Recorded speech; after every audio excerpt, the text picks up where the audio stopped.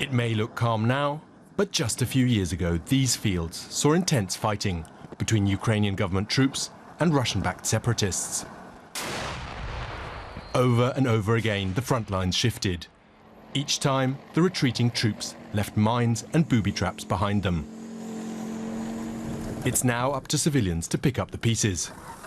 Halo Trust is an international NGO and the world's largest humanitarian mine clearance organization. The challenges it faces in Ukraine are unlike any other conflict zone. What makes Ukraine different is that we have a real problem with tripwire traps. Our organization hasn't come across anything like them in other countries. Our experts have had to come up with new ways of dealing with them. It's back-breaking work. A grenade and a tripwire, that's all it takes.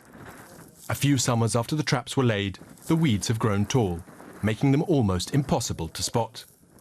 Clearing these traps is as much about touch as it is about sight. There's no way of predicting how far you'll get in a day. It all depends on the vegetation. Sometimes you'll manage 20 meters in a day, sometimes it'll be just 10. Safety is our priority in all of this. In the distance, the shooting continues. The current front line is just a few kilometers away. These people are searching for anti-tank mines. The anti-personnel mines so characteristic of conflicts from Yemen to Mozambique are less widespread in Ukraine. It takes 150 kilograms to set off this kind of anti-tank mine, so a person on foot wouldn't be enough.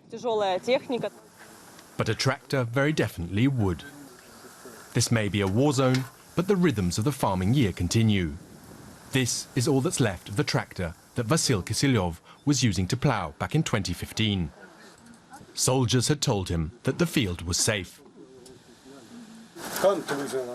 I lost consciousness. When I came round, I saw that I was on fire. I tried to get out of the tractor, but I couldn't. They pulled me out through the back window and then put the fire out.